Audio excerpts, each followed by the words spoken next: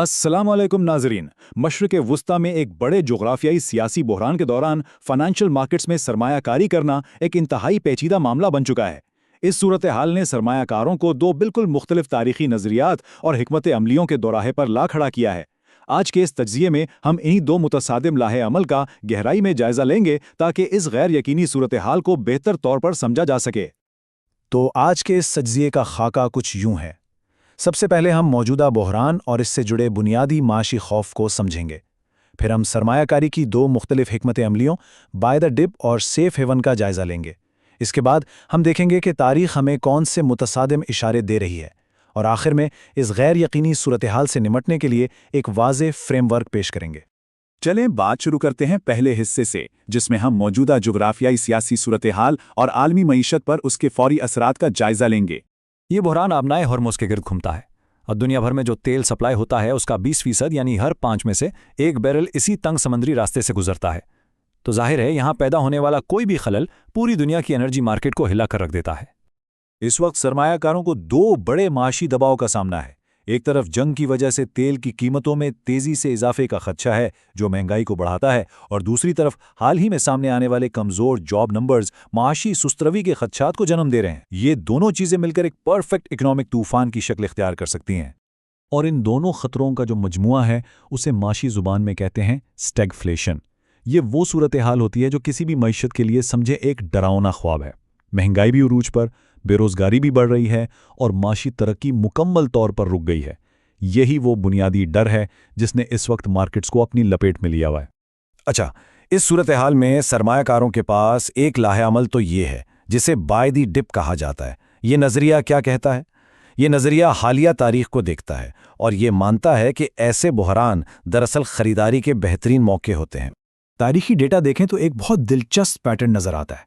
पिछली दो बड़ी जंगों को ही ले लें, 2003 की इराक जंग हो या 2022 की यूक्रेन जंग, दोनों में मार्केट शुरू में तो बुरी तरह गिरी, लेकिन ठीक 12 महीने के अंदर अंदर मार्केट ने न सिर्फ अपने नुकसानात पूरे किए बल्कि वापस उसी सतह पर आ गई जहां से गिरी थी। और यही कहानी हमें तेल की कीमतों में भी नजर आती है। जंगें शुरू होती हैं तो तेल की कीमतों में एकदम से उछाल आता है, लेकिन अगर आप तारीख पर नजर डालें तो ये उछाल हमेशा आर्जी साबित हुआ है। हर बार कीमतें बुलंद तरीन सतह पर पहुंचने के बाद साल के अंदर अंदर वापस नीचे आ गईं। इससे इस ख्याल को तकवीयत मिलती है कि मार्केट पर ऐसे झटकों का असर वक्ती होता है।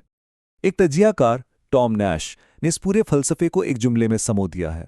वो कहते हैं, हर जंग फरोख्त करने की वजह नहीं होती, हर एक जंग बाय द डिप का मौका होती है, हर एक बगैर किसी इस्तिस्ना के।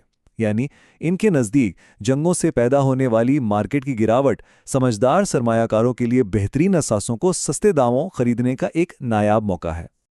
लेकिन कहानी का एक दूसरा रुख भी है, एक बिल्कुल मुख्तलिफ नुक्ता नज़र जो हमें तारीख के एक दूसरे और ज़्यादा तशवीशनाक बाब की तरफ ले जाता है। ये है 1973 की सेफ हेवन हिकमत अमली।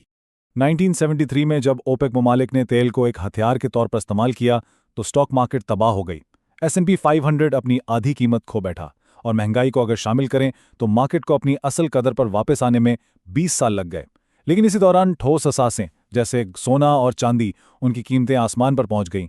सोना 2300% से भी ज़्यादा महंगा हो गया। फेलिक्स प्रेन का ये कौल इस सेफ हेवन यानी महफूज पनाहगाह की हिकमत अमली की बुनियाद है। नज़रिया ये है कि जब मुआशी और सियासी गैर यकीनी बढ़ती है तो स्टॉक्स और बॉन्ड्स जैसे कागजी असासों की कदर ख़त्म हो जाती है। ऐसे में सोना और चांदी जैसी ठोस चीज़ें ही असल महफूज ठिकाने साबित होती हैं। तो अब हम एक दोराहे पर खड़े हैं। मरकज़ी सवाल यह है कि आज की सूरत हाल पर कौन सी तारीखी मिसाल ज़्यादा फिट बैठती है? क्या हमें 2003 और 2022 की तरह एक तेज़ रिकवरी की उम्मीद रखनी चाहिए, या फिर 1973 की तरह एक लंबी खोई हुई दहाई के लिए तैयार रहना चाहिए? ये टाइमलाइन इस पूरे मुखमसे को वाज़ेह करती है। एक तरफ 1973 है जो एक तवील बहरान का इशारा है, दूसरी तरफ 2003 और 2022 हैं जो फौरी बहाली की उम्मीद दिलाते हैं। आज हम इन्हीं दो इम्कानात के बीच में खड़े हैं। अगर आपको ये तज्जिया मुफीद लग रहा है तो वीडियो को लाइक करें, इसे दूसरों के साथ शेयर करें और चैनल को सब्सक्राइब ज़रूर करें ताकि आप ऐसी मज़ीद तज्जियाती वीडियोज़ देख सकें। अच्छा, जब हम इन बहरानों का मजीद गहराई में मुआवजा करते हैं तो कुछ बहुत अहम बातें सामने आती हैं।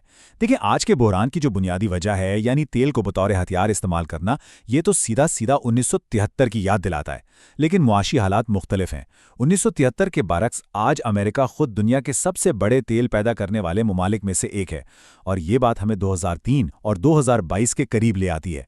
यही वो पेचीदगी है जो मुस्तकबिल के बारे में कुछ भी कहना मुश्किल बना रही है। तो आइए अब अपने तज्जिए के आखिरी हिस्से की तरफ चलते हैं। यहाँ हम इन दोनों मुखालिफ नज़रियात से हासिल होने वाले अहम नताइज को एक फ्रेमवर्क की शक्ल में पेश करेंगे ताकि सूरत हाल को समझने में आसानी हो। इन दोनों बिल्कुल मुख्तलिफ सोच रखने वाले कैंप्स एक बात पर मुकम्मल इत्तेफाक है, और वो ये है कि इस शदीद महंगाई के दौर में कैश यानी नकद रकम अपने पास रखना सरासर घाटे का सौदा है। ये आपकी कुव्वत खरीद को ख़त्म करने की ज़मानत है। तो दोनों कैंप ये तो मानते हैं कि पैसा कहीं ना कहीं लगाना ज़रूरी है।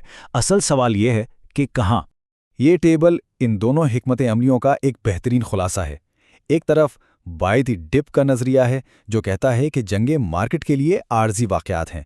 ये 2003 और 2022 की मिसाल देता है और अच्छे मियारी स्टॉक्स खरीदने का मशवरा देता है। दूसरी तरफ सेफ हेवन का नज़रिया है जो तवानाई को हथियार बनाने को एक तवील मुद्दती ख़तरा समझता है। ये 1973 की मिसाल सामने रखता है और सोने चांदी जैसे ठोस असासों में पनाह लेने को तरजीह देता है। अब फैसला कुन इशारा क्या होगा? वो होगा तेल की कीमतों का रवैया। अगर कीमतें साल भर में मामूल पर आ जाती हैं तो पहला नज़रिया दुरुस्त साबित हो सकता है, लेकिन अगर महंगाई और तेल की कीमतें मुसलसल बुलंद रहती हैं तो शायद दूसरा नज़रिया हावी हो जाए। तो आखिर में सवाल यही रह जाता है कि जब तारीख खुद को दोहराती है तो हमें कैसे पता चलेगा कि इसकी कौन सी आवाज़ सुननी है? दोनों तरफ मजबूत दलाइल हैं और हतमी नतीजा इस बात पर मुनहसर होगा कि मौजूदा बहरान माजी की किस दास्तान से ज़्यादा मुशाबियत रखता है।